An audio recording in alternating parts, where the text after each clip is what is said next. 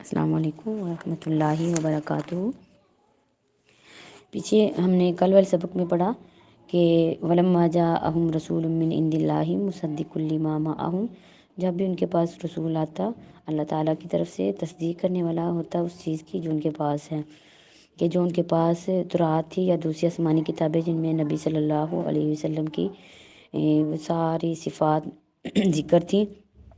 تو ان کو جاننے پہچاننے کے بعد ان کی بد نصیبی یہودیوں کی کہ جب ان کے پاس نبی یہ کتاب آئی تو انہوں نے آپ صلی اللہ علیہ وسلم کو جھٹلا دیا، یعنی کہ اپنی تورات کو پس پشت ڈال دیا۔ جو نبذ فریق من الذین اوتوا الکتاب، انہوں نے پھینک دیا ایک گروہ نے ان لوگوں میں سے جو دیے گئے کتاب، یعنی کہ یہودی عیسائیوں میں سے اہل کتاب میں سے انہوں نے اپنی کتاب کو پس پشت ڈال دیا۔ اب مثلا قرآن کو ماننے سے انکار کرتے ہوئے اپنی کتاب کو پس پشت ڈال دیا کہ اس میں کہا گیا تھا کہ ساقی نبی پر آپ نے ایمان لانا ہے، اس کی شریعت پر آپ نے ایمان لانا ہے۔ کتاب اللہ وراء ظہورہم، اللہ کی کتاب کو اپنی پشتوں کے پیچھے، اس سے مراد کہ انہوں نے اس چیز کو اگنور کر دیا کانہم، گویا کہ ان کو اس چیز کا علم ہی نہیں ہے، ایسے پس پشت ڈال دیا کہ جیسے ان کو پتہ ہی نہیں ہے کہ یہ آخری نبی ہے، ان کی صفات جانتے ہوئے بھی انہوں نے پس پشت ڈال دیا۔ واتبعوا ما تتلو الشیاطین علی ملک سلیمان، اور انہوں نے پیروی کی شیاطین کی اس چیز کی جو پڑھتے تھے شیاطین سلیمان علیہ السلام کی بادشاہت میں۔ سلیمان علیہ السلام کو اللہ تعالیٰ چونکہ ان کے دور میں نے پیچھے بھی آپ کو بتایا کہ ہر دور میں ہر نبی کو وہ معجزہ دیا جاتا ہے جو چیز اس دور میں سب سے زیادہ عروج پر ہوتی ہے۔ تو اس جو دور میں سلیمان علیہ السلام کے دور میں جادو ٹونا عروج پہ تھا بہت زیادہ، تو پھر اللہ تعالیٰ نے اپنے نبی کو وہ معجزے دیے جو اس وقت کے جادو اور ساحروں کو بھی انہوں نے عاجز کر دیا تھا۔ سلیمان علیہ السلام کے ہوائیں، جن، ہر چیز یہ جو ان سے جانوروں کی زبانیں سے سمجھ لیتے تھے، ہوائیں ان کے لیے مسخر تھی، جو چاہتے تھے ان سے کام لے سکتے تھے اللہ تعالیٰ کے حکم سے۔ تو یہ جھٹلاتے تھے یہ نا یہودی اس وقت کے، یہ کہتے تھے کہ یہ جو سا سلیمان علیہ السلام یہ جادو کے زور پر یہ سب کچھ کرتے ہیں، تو ہم ان سے جادو سیکھتے ہیں۔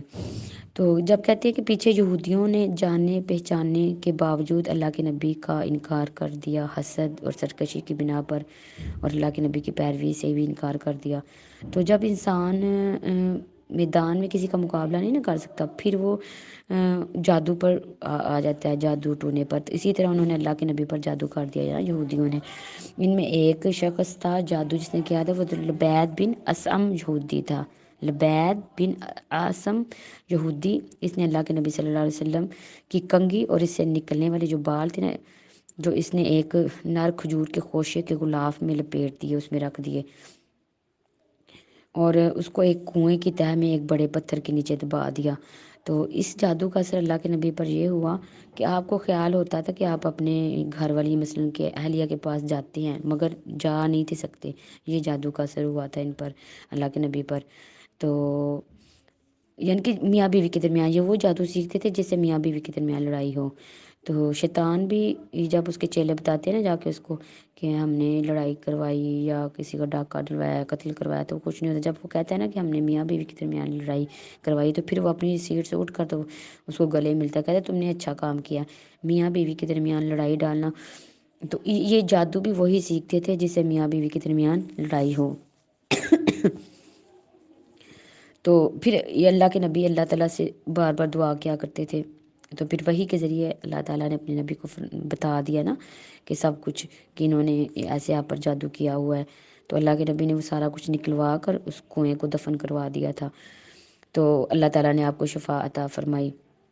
کہتے ہیں آج کے مسلمان بھی جب کوئی کسی کا مقابلہ نہیں نہ کر سکتا، کسی کو ویسے نقصان نہیں پہنچا سکتا، تو پھر جادو ٹونے پر اتر آتے ہیں۔ اور پھر یہودیوں نے یہ مشہور کر رکھا تھا، یہ کہا کہ سلیمان نعوذ باللہ جادوگر ہے، یہ لوگوں کو جادو سکھاتے ہیں، اور ان کی حکومت کو جو دار و مدار ہے یہ بھی جادو پر ہے۔ تو اس وقت اللہ تعالیٰ نے یہ آیت نازل فرمائی اور اس چیز کا رد کیا کہ جادو تو کفر ہے۔ یا پیچھے پڑھا نا آپ نے کہ وما کفر سلیمان، سلیمان علیہ السلام نے کفر نہیں کیا، مراد کہ جادو سیکھنا سکھانا یہ کفر ہے، ایمان ختم ہو جاتا ہے جو جادو سیکھتا اور سکھاتا ہے، ایمان سے خالی ہو جاتا ہے، لہٰذا سلیمان علیہ السلام نے کفر نہیں کیا، شیاطین نے کفر کیا، وہ جادو سکھاتے ہیں لوگوں کو۔ اور دو فرشتوں پر جو اس وقت ان کے آزمائش کے لیے بھیجے گئے، وما انزل علی الملکین ببابل ہاروت و ماروت، ہاروت اور ماروت کو نا اللہ تعالیٰ نے آزمائش کے لیے بھیجا کہ لوگوں کو جا کے جادو، پہلے یہ جو بھی جادو سیکھنے آتا نا تو یہ ان کو اچھی طریقے سے پہلے سمجھاتے کہ یہ کفر ہے، یا آپ نہ جادو سیکھ کر کفر کریں، تو وہ پھر اصرار کر کے نا ان سے وہی جادو سیکھتے کہ جس سے میاں بیوی کے درمیان لڑائی ہوتی۔ وما یعلمانی، نہیں وہ دونوں سکھاتے تھے کسی ایک کو، حتیٰ یہاں تک کہ یقولا، وہ دونوں کہتے انما نحن فتنۃ، ہم آزمائش ہے، آپ یہ جادو سیکھ کر کفر نہ کریں، ٹھیک ہے، کبھی بھی اس طرح کے جادو ٹونے یہ نہیں سیکھنے، کیونکہ اگر آپ یہ کریں گے کام تو کفر، آپ ایمان سے خالی ہو جائیں گی، ایمان آپ کا ختم ہو جاتا ہے۔ فیتعلمون، پس وہ اصرار کر کے مثلا سیکھتے ان دونوں سے کہ وہ جادو جس سے میاں بیوی کے درمیان ما یفرقون بہ بین المرء وزوجہ، جس سے میاں اور بیوی کے درمیان جدائی ہو، وہ جادو سیکھتے۔ وما ہم بضارین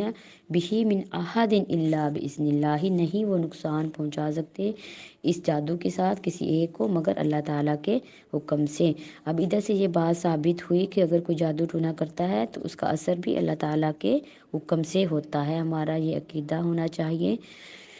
کہ اگر کسی نے، آپ 100 بھی جادو ٹونے کو کر رہا ہے، لیکن آپ کا عقیدہ اتنا مضبوط ہونا چاہیے، قرآن سے آپ نے سیکھی یہ بات کہ اگر کوئی 100 مرتبہ بھی جادو ٹونا آپ پہ کرتا ہے، جب تک اللہ نے نہیں چاہنا کوئی آپ کا نقصان، آپ کا بال بھی بیکار نہیں کر سکتا، آپ کو کچھ بھی نقصان نہیں پہنچا سکتا جب اللہ نہیں دینا چاہتے آپ کو نقصان۔ لہٰذا اپنا عقیدہ مضبوط کریں، کبھی بھی اپنے عقیدے کو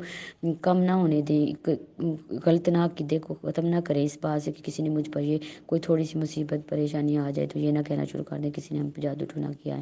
اگر، کیونکہ قرآن کہہ رہا ہے کہ اگر وہ جادو ٹونا کرتے ہیں تو وہ اس کا اثر بھی کس کے حکم سے ہوتا ہے؟ اللہ تعالیٰ کے حکم سے۔ اور وہ یتعلمون ما یضرهم ولا ينفعهم، اور ان سے وہ جادو سیکھتے جس سے دوسروں کو نقصان پہنچتا، کسی نے آج تک کسی کے فائدے کے لیے کسی نے کسی کو تعویذ یا جادو ٹونا نہیں کیا کہ کسی کا فائدہ ہو جائے، ہر کوئی کسی کے نقصان، حسد، بغض کی بنا پر کسی سے جب جلتا ہے، جالس ہوتا ہے، تو تبھی اس کا نقصان سوچتے ہوئے یہ کرتا ہے، اور یہ جادو ٹونا سیکھنا سکھانا کرنا کرانا یہ سارا کفر ہے۔ وَلَقَدْ عَلِمُوا لَمَنِ اشْتَرَاهُ مَا لَهُ، وہ جانتے بھی تھے اس چیز کو کہ جس نے اگر اس کو خرید لیا نا، یعنی کہ جادو ٹونا کیا، تو آخرت میں اس کا کچھ بھی حصہ نہیں ہے، صرف دنیا ہی دنیا ہے۔ آگے اللہ تعالیٰ کہہ رہے ہیں کہ وہ جو میں نے آپ کو بتایا کہ وہ فرشتے ان کے اللہ تعالیٰ نے آزمائش کے لیے بھیجا، تو وہ کسی کو نہیں تھی سکھاتے جب تک ان کو بتا نہیں دیتے تھے کہ ہم آزمائش ہیں، تم لہٰذا نہ سیکھو۔ پھر آگے اللہ تعالیٰ نے کہا ولو انہم، اگر وہ ایمان لے آتے، ولو انہم، اگر وہ ایمان لے آتے، واتقوا، اور ڈرتے، لمثوبۃ، البتہ ثواب ہوتا، ان کا اجر ہوتا، من عند اللہ، اللہ تعالیٰ کی طرف سے، خیر، بہتر، کہ اگر کوئی اللہ تعالیٰ سے ڈرے، تقوی اختیار کریں تو ان کا اجر ضائع نہیں کیا جائے گا، بلکہ اللہ تعالیٰ نیت کے بنا، جتنی آپ کی نیت خالص ہوگی اللہ تعالیٰ بڑھا چڑھا کے اس کا اجر دیتے ہیں۔ یہ اللہ تعالیٰ کا انصاف اس قدر ہے کہ اگر آپ نے حقیر سے بھی نیکی کی ہے، مثلا کسی کو 1 روپیہ بھی اللہ تعالیٰ کے راستے میں صدقہ کیا، لیکن آپ کی نیت بڑی خالص ہے کہ اللہ کی رضا، صرف اللہ راضی ہو جائے، تو اللہ تعالیٰ کہتے ہیں میں اس کو 70,000 گنا بھی کر سکتا ہوں، مثلا 70,000 اگر روپے آپ نے جیسے صدقہ کیا، اتنا اس سے بھی زیادہ کر سکتے ہیں، صرف نیت آپ کی اچھی ہونی چاہیے۔ اسی طرح اگر کسی نے 1,00,000 روپیہ صدقہ کیا لیکن نیت اس کی یہ ہے کہ لوگ مجھے سخی کہیں، لوگ مجھے کہیں کہ یہ بڑا صدقہ کرتا ہے، اللہ کی رضا نہیں ہے، تو اس کا اجر کچھ بھی نہیں ہے۔ اگر آپ کے دل میں تقوی ہے، نیکی کرتی ہیں اللہ کے ڈر کی وجہ سے، تو اللہ کے پاس اجر بہت زیادہ ہے، لو کانوا یعلمون، اگر وہ جانتے ہوتے۔ اب اس سے یہ بات ثابت ہو رہی ہے کہ پیچھے ہم نے پڑھا نا کہ وَلَقَدْ عَلِمُوا، کہ انہوں نے جانا، وہ جانتے تھے، اب یہاں فرمایا لو کانوا یعلمون، اگر وہ جانتے ہوتے، مقصد بتانے کا یہ ہے کہ وہ جانتے ہوئے عمل نہیں تھے کرتے، اس سے یہ ثابت ہو رہا ہے کہ علم پر عمل نہ کرنے والا در حقیقت وہ عالم ہی نہیں ہے۔ علم اگر آپ کے پاس ہے، آپ عمل نہیں کرتے تو آپ عالم نہیں ہیں، جب تک علم ان کے پاس علم ہے تھا۔ آگے اللہ تعالیٰ کا وہ یعلمون لو کانوا یعلمون، اگرچہ وہ کاش کہ وہ جانتے ہوتے۔ مقصد کہ آپ کے پاس علم ہے، اس پر عمل کرنے کی ضرورت ہے ہمیں، ٹھیک ہے، عمل کرنا ہے ہم نے، اور قرآن پاک اگر ہم پڑھ رہے ہیں ہم نے انشاءاللہ اس پر عمل کرنا ہے۔ اپنے جب بھی کوئی آیت پڑھنی ہے اپنے لیے سے سبق ضرور سیکھنا ہے، کوئی نہ کوئی۔ آگے اللہ تعالیٰ ایمان والوں سے ایک اور بہت اہم بات ذکر کر رہے ہیں۔ جب یا ایھا الذین، اے لوگو، آمنو، جو ایمان لائے ہو، یعنی ایمان والوں سے اللہ مخاطب ہیں، اے ایمان والو، لا تقولوا رائنا، تم نے رائنا کا لفظ نہیں بولنا۔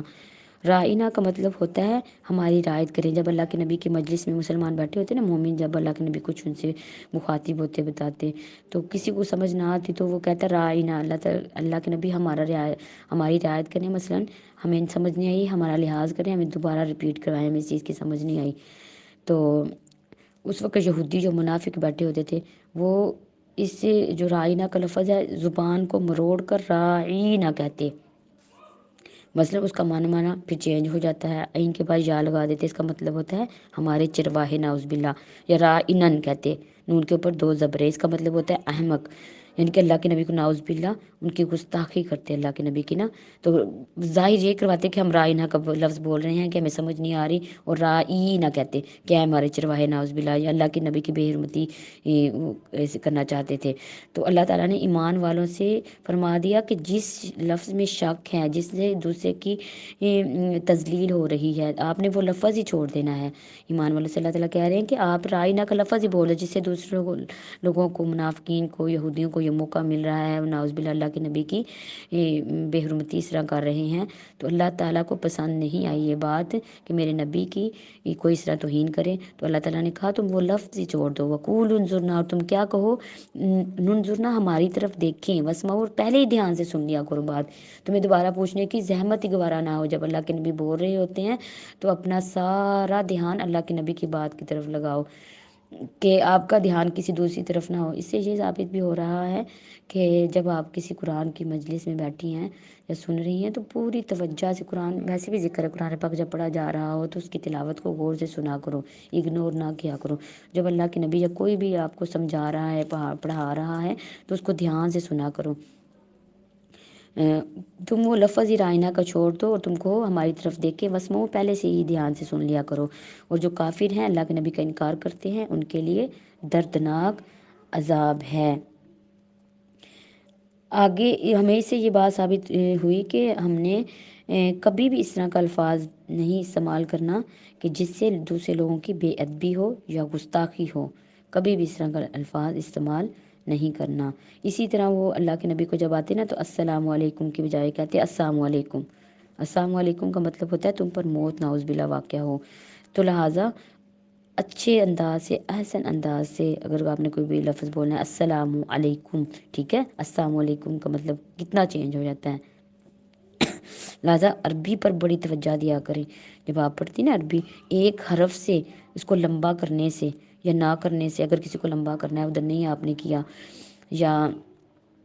اس کو نہیں کرنا تھا آپ نے کر دیا ہے، تو اس سے معنی بہت زیادہ چینج ہو جاتے ہیں۔ تو جب میں آپ کو پڑھاتی ہوں نا تو جو میں عربی بولتی ہوں تو اس کو بھی آپ نے نا، کیونکہ میں نے ٹیسٹ لیا تھا اس دن تو کافی لڑکیوں کی نا عربی میں بڑی مسٹیکس تھیں، تو آپ نے عربی کی طرف جتنا آپ ترجمے کی طرف فوکس کر رہے ہیں نا، عربی پہ بھی آپ نے اتنا ہی دھیان دینا ہے،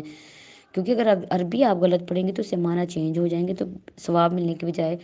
گناہ ملے گا۔ تو لہٰذا ہم نے عربی بڑی اچھے طریقے سے قرآن پاک پڑھنا ہے، یہ کوئی عام معمولی کتاب تو نہیں ہے نا، یہ اللہ رب العزت کا کلام ہے جو ہم پڑھ رہی ہیں، تو اللہ رب العزت کے کلام کو جتنے احسن انداز سے، جتنے اچھے طریقے سے ہم پڑھیں گے اتنا ہی زیادہ ثواب ملے گا۔ اور ایک ویسے پڑھنے کا تو ثواب ہوتا ہے، لیکن ایک حدیث میں آتا ہے کہ ایک آیت کو سمجھنے کے لیے پڑھنا، مثلا جیسے آپ پڑھیں گے سمجھنے کے لیے ترجمے سے، یہ کتنے ہزار سال کی عبادت سے یہ بہتر ہے ایک آیت سمجھ کر پڑھنا، اتنا افضل آپ ماشاء اللہ کام کر رہی ہیں۔ اللہ تعالیٰ ہمیں سب کو عمل کرنے کے بھی توفیق عطا فرمائے۔ پھر اللہ تعالیٰ کہہ رہے ہیں ما یود الذین کفروا من اہل الکتاب، اہل کتاب میں سے کافر ہیں جو آپ کو نہیں مانتے، وہ نہیں چاہتے اور نہ مشرک یہ چاہتے ہیں چونکہ مشرک یہ کہتے تھے کہ ان کے نزدیک اللہ کے نبی ایک عام آدمی تھے، وہ کہتے ہیں کہ یہ کسی عظیم سردار کو یہ نبوت ملنی چاہیے تھی، لہٰذا وہ اللہ کے نبی کو اس وجہ سے بھی نہیں مانتے تھے نبوت۔ اور اہل کتاب حسد کی بنا پر نہیں مانتے تھے کہ یہ ہماری جو یہ آخری نبی ہیں یہ ہماری نسل سے باہر سے کیوں آیا ہے، تو لہٰذا اللہ تعالیٰ کہہ رہے ہیں نہ اہل کتاب چاہتے ہیں اور نہ مشرک چاہتے ہیں یہ کہ نازل ہو علیکم آپ پر کوئی بھی بلائی تمہارے رب کی طرف سے، اور اللہ تعالیٰ خاص کرتے ہیں اپنی رحمت سے جس کو چاہتے ہیں، رحمت سے مراد یہ نبوت ہے کہ تمہیں یہ نہیں پتا کہ اللہ کی مرضی ہے، اللہ بادشاہ ہیں جس کو چاہیں اپنی رحمت سے نوازے، کہ تم ٹھیکیدار بن گئے ہو کہ تمہارے ہی نبوت تمہاری لڑی میں سے آنی تھی، واللہ ذو الفضل العلیم عظیم، اللہ تعالیٰ بہت بڑے فضل والے ہیں۔ آگے ما ننسخ من آیت او ننسیہا، نہیں ہم بھلاتے کوئی بھی آیت، نہ منسوخ کرتے کوئی بھی آیت، یا ہم بھلا دیتے ہیں، ہم لے آتے ہیں اس سے بہتر یا اس سے ملتی جلتی آیت۔ اب یہ جو سے منسوخ کا مطلب ہوتا ہے بعد میں آنے والے حکم کے ساتھ پہلا جو حکم ہوتا ہے اس کو ختم کر دینا، کہ یہ اس چیز کے بھی منکر تھے، کہتے تھے یہ نسخ کیوں ہے سسٹم، یہ اللہ تعالیٰ کو پہلے بھی اللہ تعالیٰ نے حکم نازل کیا، بعد میں کیوں اس کو چینج کر دیا، تو اللہ تعالیٰ کہتی ہے کہ جیسے پہلے بیت المقدس سے اللہ کے میں نبی کو نبوت ملنے کے بعد تقریباً 16 مہینے بیت المقدس کی طرف نماز پڑھی، پھر بیت اللہ قبلہ ہو گیا، تو یہودی نسق کے منکر تھے، وہ کہتے ہیں ہم نے اس کو نہیں مانا، کہتے تھے کہ قرآن پاک پر نعوذ باللہ اعتراض کرتے تھے، کہتے تھے جب اللہ تعالیٰ پہلے حکم بھی اللہ تعالیٰ کا تھا اور وہ پہلے ٹھیک تھا تو وہ منسوخ کیوں ہوا، تو کیا اللہ تعالیٰ کو پہلے نعوذ باللہ نہیں تھا پتہ، تو اللہ تعالیٰ کہتے ہیں کہ اگر پہلا جو حکم، اس کے کئی جواب دیے، پہلا یہ کہ پہلا حکم اتنی دیر تک ہی تھا، اس کی مدت ہی اتنی تھی، جیسے پہلے نبیوں کو جو شریعت دی گئی اس کی مدت اس تک کی تھی، اس کے بعد وہ ختم ہو جاتی تھی نا شریعت، تو اس کے بعد نئی شریعت آتی تھی۔ اللہ تعالیٰ کہہ رہے ہیں کہ پہلا حکم بھی نازل کرنے والا میں اور بعد میں اس کو منسوخ کرنے والا بھی میں، اس کی مدت ہی اتنی تھی، تو پھر اگر ہم بعد میں حکم لاتے ہیں اس سے ملتا جلتا ہوتا ہے یا اس سے بہتر ہوتا ہے، تو دوسرے حکم کی ضرورت جب تک تھی وہ جاری رہا، جب وہ ختم ہو گئی تو اللہ تعالیٰ نے منسوخ کر دیا۔ دوسرا اس کا جواب یہ دیا گیا ہے کہ الم تعلم ان اللہ علی کل شیء قدیر، کیا تو یہ جانتا نہیں ہے اللہ تعالیٰ ہر چیز پر قادر ہے، کہ اگر اللہ اپنا حکم منسوخ نہ کر سکتا ہوتا تو اللہ تعالیٰ نے نعوذ باللہ عاجز ٹھہرنا تھا، چنانچہ فرمایا کہ تمہیں معلوم نہیں کہ اللہ تعالیٰ ہر چیز پر پوری طرح قادر ہے، اللہ جو چاہے کرے۔ پھر آگے کہا کہ اگر اللہ تعالیٰ نے پہلا حکم دیا وہ بھی اللہ کی مرضی، بعد میں جو اللہ تعالیٰ نے دیا وہ بھی اللہ کی مرضی، آگے مزید فرمایا علم تعلم ان اللہ لہ ملک السماوات والارض، کیا تو یہ نہیں جانتا کہ اللہ کی بادشاہی ہے زمین و آسمان میں، اللہ بادشاہ ہیں، تو بادشاہ کا تو کام ہوتا ہے جو وہ قوانین چینج کرتا رہنا، پہلے حکم کی جگہ نیا حکم نافذ اگر کرنا ہے تو وہ بادشاہ کا کام ہے، وہ بادشاہ ہی کو کیا ہوا جو اپنا پہلا حکم کی جگہ دوسرا حکم نہ نافذ کر سکے، تو اس کے کہتے ہیں کہ جیسے قرآن پاک میں پہلے حکم تھا، دوسرے اس بارے میں آپ انشاءاللہ آگے پڑھیں گے کہ پہلے تھا کہ جو فدیہ نہیں نہ دے سکتا، جو بیمار ہے تم میں سے تو وہ فدیہ دے دے اور روزے نہ رکھے، بعد میں حکم آیا کہ جو بیمار ہے تم میں سے وہ روزے نہ رکھے اس دن، لیکن بعد میں وہ روزے رکھے گنتی پوری کرے، فدیہ پہلے حکم تھا کہ فدیہ دے دے تو اس کے بعد میں پوری نہ بھی کرے گنتی تو ٹھیک ہے۔ اسی طرح کہتے ہیں سنت کے ساتھ بھی سنت منسوخ ہو سکتی ہے، قرآن کے ساتھ بھی قرآن منسوخ ہو سکتا ہے، اور قرآن کیونکہ وہی بھی تو اللہ تعالیٰ کی طرف سے ہوتی ہے نا، اور سنت کے ساتھ قرآن کی نسخ، یعنی کہ اللہ کے نبی کی حدیث کے ساتھ قرآن کی ایک آیت منسوخ ہوئی، وہ کون سی آیت منسوخ ہوئی جسے یہ ثابت ہو رہا ہے کہ حدیث بھی وہی ہے، وہ وہی بالمعنی ہے، اللہ تعالیٰ کی طرف سے ہی ہوتی تھی، اللہ کے نبی کا قول، اللہ کے نبی کا فعل، اللہ کے نبی کا کسی بات پہ خاموش رہنا بھی وہی ہے، وہی بالمعنی ہے، اللہ کی طرف سے ہی ہوتا ہے۔ جیسے ایک قرآن کی آیت ہے آگے صورت میں آئے گی، صورت نساء میں، کہ وَأُحِلَّ لَكُم مَّا وَرَاءَ ذَلِكُم، اور اس کے علاوہ عورتیں تم پر حلال ہیں، مثلاً ایک وقت میں دو بہنوں کو نکاح میں لانا یہ حرام ہے، لیکن بعد میں اللہ نے کہا اس کے علاوہ وَأُحِلَّ لَكُم، اس کے علاوہ تمہارے لیے عورتیں حلال ہیں، اس کی روح سے کہتے ہیں کہ بھانجی اور پھوپھی اور بھتیجی، خالہ اور بھانجی، پھوپھی اور بھتیجی کو ایک وقت نکاح میں لانا جائز قرار دیا، لیکن بعد میں اللہ کے نبی کی حدیث سے یہ ثابت ہوا کہ ایک وقت میں بھانجی اور خالہ، پھپھی اور بھتیجی کو ایک وقت میں، ایک آدمی پھپھی اور بھتیجی کو ایک نکاح میں نہیں رکھ سکتا۔ مثلا ایک آدمی ایک پھپھی اور بھتیجی مثلا آپس میں ان کا رشتہ ہے تو ان کو نکاح میں نہیں رکھ سکتا، اور نہ ہی خالہ اور بھانجی کو انسان ایک وقت میں نکاح میں رکھ سکتا ہے۔ تو یہ جس سے یہ بات ثابت ہو رہی ہے کہ حدیث اللہ کے نبی کی جو حدیث صحیح حدیث ہے، اس سے قرآن کی آیت منسوخ ہو گئی، جس پر پوری امت کا اتفاق ہے، اور وہ اس بات کو مانتے بھی ہیں کہ ایک وقت میں انسان بھانجی اور خالہ، پھپھی اور بھتیجی کو نکاح میں نہیں رکھ سکتا۔ اسی طرح حدیث سے بھی حدیث کی منسوخ ہوئی، جیسے پہلے اللہ کے نبی نے کہا کہ عورتیں قبروں کی زیارت نہ کریں، بعد میں حکم آیا کہ عورتیں قبروں کی زیارت کر سکتی ہیں، جا سکتی ہیں۔ سمجھ آ رہی ہے، لیکن کم جائیں۔ جانے کا حکمت یہ بتائی کہ اس سے انسان کو اپنی موت یاد آتی ہے، قبرستان اگر کوئی جائے گی دعا کرنے کے لیے۔ تو اسے یہ بات ہمارے لیے ثابت ہے کہ قرآن کا جو حکم منسوخ ہو چکے ہیں، جو ناسخ ہیں، ناسخ بعد میں آنے والی، تو ہم نے سب کو ماننا ہے، سب اللہ تعالیٰ کی طرف سے ہیں۔ ہم نے کسی طرح کا کوئی شک، کوئی شبہ، کوئی اس پر کوئی اعتراض نہیں کرنا، جس طرح یہودیوں نے کیا۔ اگر اعتراض کریں گے تو نعوذ باللہ انسان قرآن کی ایک آیت کا انکار پورے قرآن پاک کا انکار ہوتا ہے۔ اللہ تعالیٰ ہمیں عمل کرنے کی توفیق عطا فرمائے۔ السلام علیکم ورحمۃ اللہ وبرکاتہ۔